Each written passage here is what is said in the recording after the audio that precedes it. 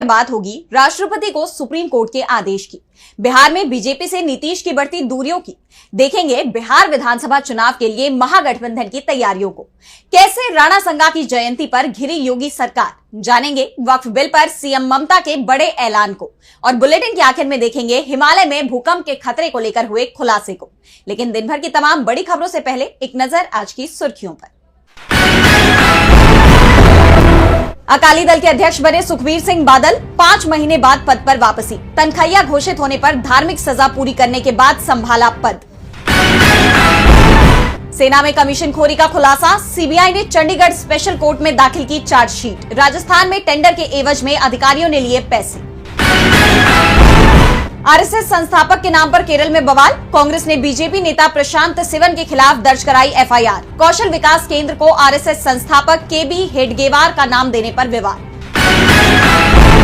High court सिर्फ असाधारण परिस्थितियों में ही मामले की जांच सीबीआई को सौंपे। सुप्रीम कोर्ट की अहम टिप्पणी। ये तो थी सुर्खियां। अब बात आज की सबसे बड़ी खबर की। हाल ही में सुप्रीम कोर्ट ने तमिलनाडु के राज्यपाल आरएन रवि को बिल को रोकने को लेकर फटकार लगाई थी कि वो राज्य सरकार की तरफ से दिए गए बिलों को लटका नहीं सकते हैं। राज्यपाल के बाद अब राष्ट्रपति पर भी सुप्रीम कोर्ट सख्त नजर आ रहा है। कोर्ट ने राष्ट्रपति को लेकर अहम टिप्पणी की है।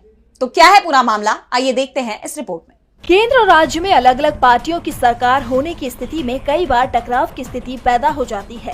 केंद्र के प्रतिनिधि के तौर पर राज्यों में राज्यपाल की नियुक्ति की जाती है। आमतौर पर देखा जाता है कि राज्य और केंद्र में अगर अलग अलग दल की सरकार है तो राज्य सरकार और राज्यपाल के बीच टकराव की खबरें आने लगती हैं। राज्यपाल के पास सबसे बड़ा हथियार होता है राज्य विधानसभा की तरफ से पास विधेयकों को राष्ट्रपति की सलाह के लिए रोक लेना।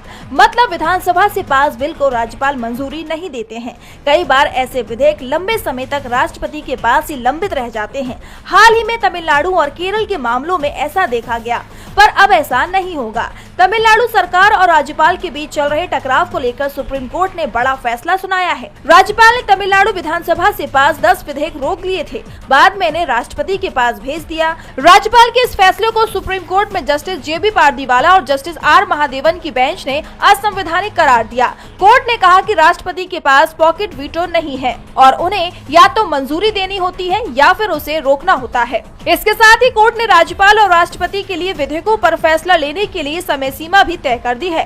कोर्ट ने कहा है कि राष्ट्रपति किसी भी विधेयक पर फैसला लेने के लिए 3 महीने से अधिक का समय नहीं ले सकते हैं। अगर इससे ज्यादा का वक्त लगता है तो राज्य सरकार कोर्ट में याचिका दायर कर सकती है। और अब सुप्रीम कोर्ट के फैसले का असर भी दिखने लगा है। तमिलनाडु सरकार ने सभी 10 विधेयक जो विधानसभा से पास किए जा चुके हैं उनका नोटिफिकेशन जारी कर दिया है। इतिहास में ये पहली बार हुआ है कि जब राज्य सरकार की तरफ से कोई कानून बनाया गया जिस पर ना तो राष्ट्रपति की मंजूरी ली गई है और ना ही राज्यपाल की। राष्ट्रपति को लेकर सुप्रीम कोर्ट की ये टिप्पणी चर्चा में बनी हुई है। तो चर्चा नीतीश कुमार की बीजेपी से बढ़ती दूरियों की भी हो रही है। बिहार विधानसभा चुनाव से पहले जेडीयू और बीजेपी में तनाव बढ़ता नजर आ रहा है। विपक्ष तो पहले से ही एनडीए में टूट के दावे कर रहा है और अब नीतीश कुमार के एक पोस्टर ने इन दावों पर मुहर भी लगा दी। तो क्या सच में बिहार में बिखर जाएगा एनडीए? ऐसा क्या है उस पोस्टर में, देखते हैं इस रिपोर्ट में। बिहार विधानसभा चुनाव से पहले जेडीयू और बीजेपी के बीच का तनाव खुलकर सामने आ गया है। इन दिनों बिहार की सियासत में एक पोस्टर काफी वायरल हो रहा है जिसमें सीएम नीतीश कुमार नजर आ रही हैं, लेकिन पीएम मोदी और बीजेपी नेताओं की फोटो पोस्टर से गायब है। डिप्टी सीएम का भी फोटो नहीं लगाया गया है, जिसको लेकर काफी चर्चा हो रही है। हालांकि दोनों डिप्टी सीएम सम्राट चौधरी और विजय सिन्हा का नाम जरूर लिखा है, लेकिन इस पोस्टर को लेकर कहा जा रहा है कि सीएम नीतीश कुमार बीजेपी को आंख दिखा रहे हैं। नीतीश बीजेपी पर दबाव बनाने की कोशिश कर रहे हैं। कहा तो ये भी जा रहा है कि नीतीश कुमार सभी योजनाओं का क्रेडिट अकेले लेना चाहते हैं। पोस्टर के सहारे ये बताने की कोशिश हो रही है कि वो एनडीए की तरफ से सीएम पद के उम्मीदवार हैं। यही वजह है कि पोस्टर में किसी और का फोटो नहीं है। इससे पहले प्रगति यात्रा के वक्त भी पोस्टर और बैनर से बीजेपी नेताओं की फोटो गायब दिखाई दी थी, जिसकी वजह से बीजेपी नेता यात्रा में शामिल नहीं हुए। बीजेपी की तरफ से इसको लेकर आपत्ति जताई गई, विरोध किया गया, जिसके बाद पोस्टर पर बीजेपी नेताओं की भी फोटो लगाई गई और वो यात्रा में शामिल हुए। ऐसे में जेडीयू और बीजेपी में टकराव बढ़ता दिखाई दे रहा है। सवाल ये उठ रहे हैं कि क्या एनडीए विधानसभा चुनाव से पहले टूट जाएगा? जेडीयू और बीजेपी में टकराव बढ़ता नजर आ रहा है। एनडीए बिखरता दिखाई दे रहा है तो महागठबंधन मजबूत होता जा रहा है। लोकसभा चुनाव से पहले जिस तरह इंडिया गठबंधन की एकजुटता ने बीजेपी की नींद उड़ा दी थी, उसी के तर्ज पर एक बार फिर महागठबंधन एकजुट रूप से चुनावी मैदान में उतरने की तैयारी में है, जिसके लिए आरजेडी और कांग्रेस की बड़ी बैठक बुलाई गई है। तो बिहार चुनाव के लिए क्या है महागठबंधन का प्लान, जानने के लिए देखिए ये रिपोर्ट। बिहार विधानसभा चुनाव को लेकर सियासी सरगर्मियां चरम पर हैं। एनडीए ने जहां नीतीश कुमार के नेतृत्व में अपनी तैयारियां तेज कर दी हैं, वहीं महागठबंधन भी अब चुनावी रणनीति को अंतिम रूप देने के लिए कमर कस चुका है। इसी कड़ी में 17 अप्रैल को पटना में महागठबंधन की एक महत्वपूर्ण बैठक आयोजित की गई है, जिसमें गठबंधन की एकजुटता, सीएम फेस और आगामी चुनाव की रणनीति पर फैसला लिया जाएगा। गठबंधन के दो प्रमुख दल राष्ट्रीय जनता दल और कांग्रेस के बीच पिछले कुछ वक्त से सीएम फेस को लेकर तनातनी की खबरें सामने आ रही हैं। आरजेडी जहां तेजस्वी यादव को मुख्यमंत्री पद का चेहरा बताने पर अड़ी है, वहीं कांग्रेस का कहना है कि सीएम फेस का फैसला चुनाव के बाद होगा। बिहार कांग्रेस प्रभारी कृष्णा अल्लेवरू ने कई बार इस बात को दोहराया है।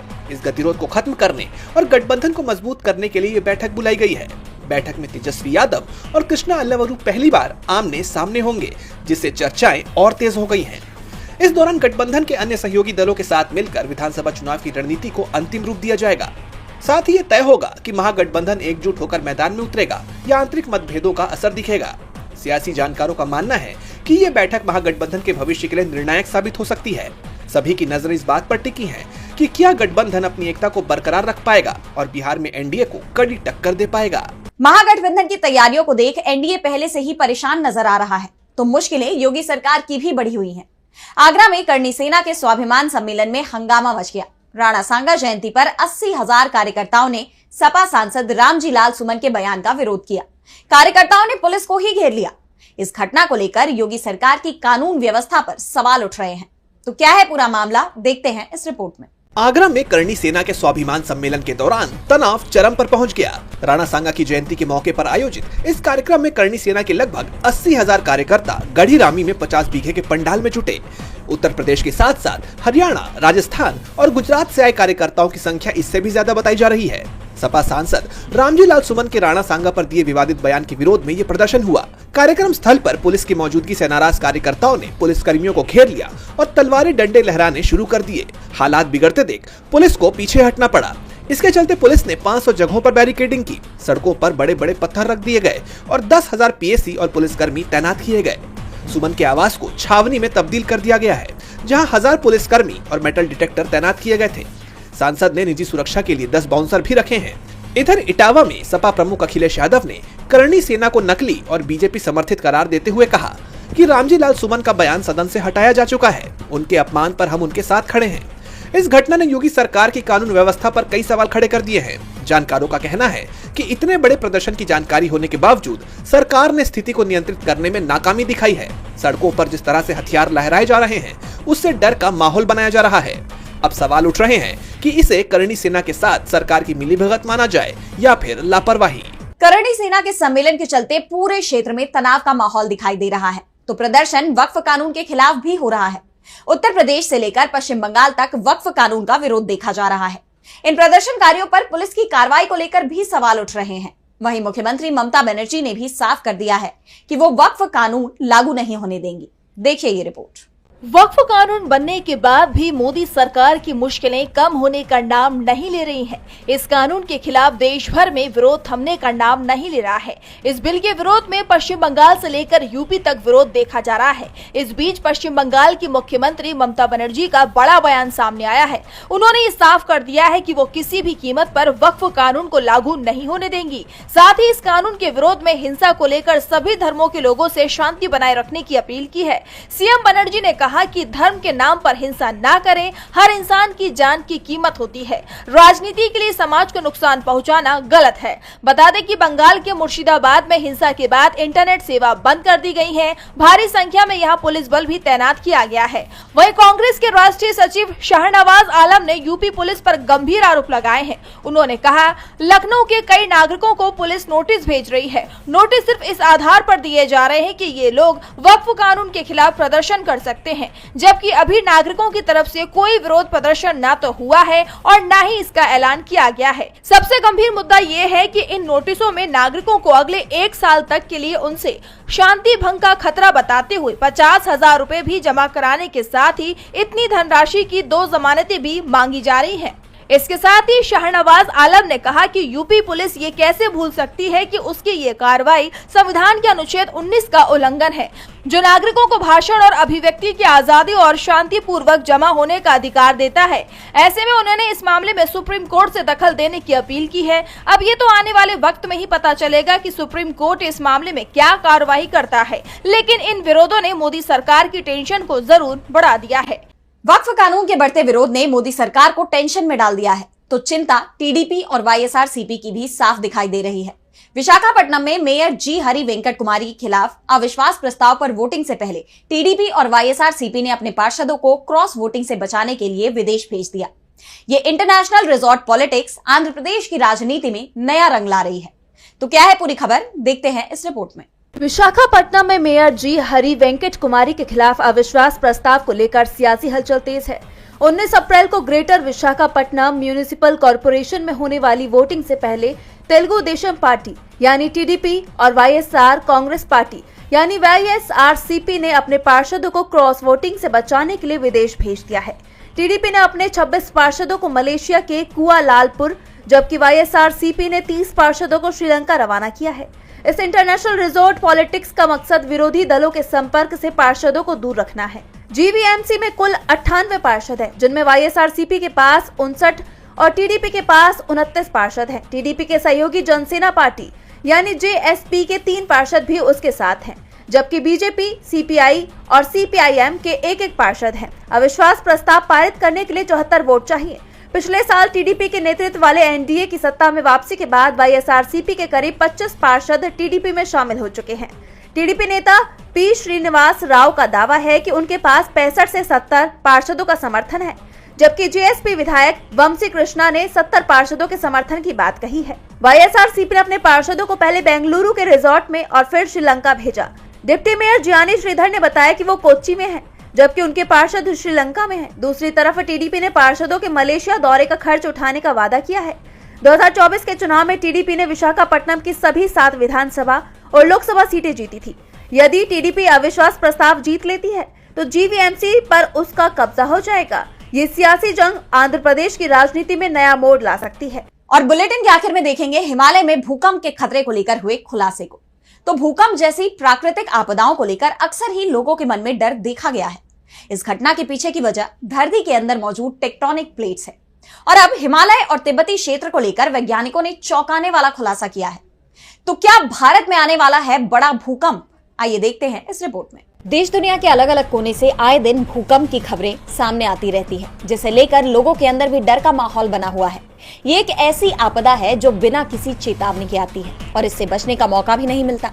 धरती के अंदर मौजूद टेक्टोनिक प्लेट्स की मूवमेंट की वजह से भूकंप आता है। ये मूवमेंट लंबे वक्त के बाद भूभाग में बड़े बदलाव लेकर आती है। भारत की जमीन के नीचे जो प्लेट मौजूद है उसे लेकर वैज्ञानिकों ने बड़ा खुलासा किया है। एक नई स्टडी में सामने आया कि भारतीय प्लेट जो पिछले करीब 6 करोड़ साल से यूरेशियन प्लेट, जिसमें ज्यादातर यूरोप और एशिया का भूभाग शामिल है, उससे टकरा रही है। वो अब डेलैमिनेशन नामक प्रक्रिया से गुजर रही है। इस प्रक्रिया में प्लेट का घना और भारी हिस्सा पृथ्वी के अंदर के भाग यानी मैंटल में समा रहा है, जिसके कारण भारतीय प्लेट के अंदर एक गहरी और लंबवत दरार बन रही है। यह आने वाले वक्त में बड़े भूगर्भीय बदलाव का कारण बन सकती है। वैज्ञानिकों ने तिब्बती क्षेत्र में आने वाले भूकंपों की तरंगों और हीलियम समस्थानिकों यानी हीलियम आइसोटोप्स का विश्लेषण कर इस नई हलचल का पता लगाया है। ये रिसर्च अमेरिकन जियोफिजिकल यूनियन में प्रकाशित हुई है। वैज्ञानिकों का कहना है कि हिमालय और तिब्बती क्षेत्र में इस घटना का व्यापक असर देखा जा सकता है। ये क्षेत्र पहले से ही एक संवेदनशील भूकंपीय जोन माना जाता है। इसे सिस्मिक जोन 4 और सिस्मिक जोन 5 में रखा गया है। वैज्ञानिकों का कहना है कि इस क्षेत्र में पहले से ही कई दरारें मौजूद हैं, जो धरती की सतह में लगातार तनाव पैदा कर रही हैं। और अब जब डेलैमिनेशन जैसी प्रक्रिया चल रही है तो ये तनाव और बढ़ सकता है, जिससे भविष्य में ज्यादा तीव्र और लगातार भूकंप आने की आशंका है। इस खोज को लेकर वैज्ञानिकों ने कहा कि इस खोज ने वैज्ञानिकों की सालों पुरानी समझ को झकझोर कर रख दिया है। उन्हें अंदाजा भी नहीं था कि महाद्वीप इस तरह का भी व्यवहार कर सकता है। आज सोशल मीडिया से लेकर आपके चलते फिरते जीवन में भी पत्रकारिता के बुरे दौर की चर्चा होती है, क्योंकि जिन लोगों पर सूचना देने की जिम्मेदारी है वो आपके लिए नहीं बल्कि कॉर्पोरेट और सरकारों को फायदा पहुंचाने में लग गए हैं। विज्ञापन मॉडल को खारिज कर आप इस बीमारी को दूर कर सकते हैं और अपने नारे को बुलंद कीजिए। मेरे खर्च पर आजाद है खबरें।